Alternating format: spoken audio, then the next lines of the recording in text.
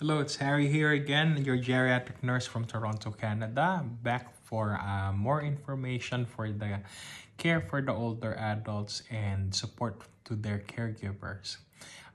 This evening, I just wanted to discuss briefly about the grieving process, something that is very common and can be seen and experienced both by caregivers and the older adults. Um, Grieving can be experienced anywhere from the loss of independence, loss of something, to the loss of a loved one. So it's different for everyone, just like most of the things in the care for the older adults is different for everyone. So it's very important to assess and explore about their grieving process. It's something that will it's a coping, it's the way that we cope as a person. And Kubler-Ross says that there's a dabda, or denial, anger, bargaining, depression, until they reach acceptance. And at any given time, a grieving person can jump from one stage to another. They can be back and forth. And it's such a privilege to be able to play a role when you see this in your patients, or sometimes even in your family.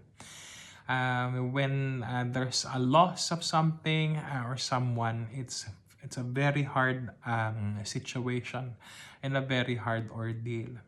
But when that happens, it's very important to center yourself even more and be that rock during that time, so that you can be the support for the older adults you're caring for, and even for your family or your loved ones. Um, it's important to assess what their positive coping mechanisms are. For some people, music is something that lifts their spirits.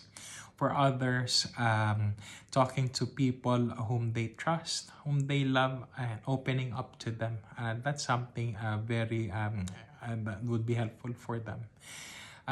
In some cases, spirituality, if it's something that's important to the older adult, to the person, can do wonders, as I've said in the previous video.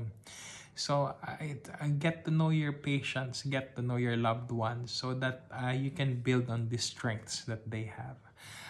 Also, it's important to know about the negative coping as well, so that you can assist them and to stay away from it, and hopefully steer them more to the positive coping. Because, for example, some people may drink or smoke more if they're stressed. Um, so that's it for this evening. Hopefully this information is helpful to you guys.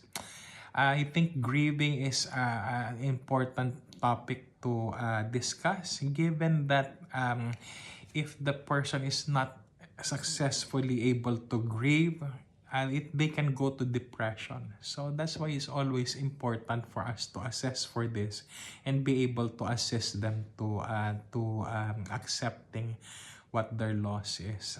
Just simply giving them a lending ear, lending them an active listening ear, and letting them know that they're not alone. Even though there's big changes coming their way, it can do wonders to know that they're not alone. Thank you so much, everyone. Take care, and until next time.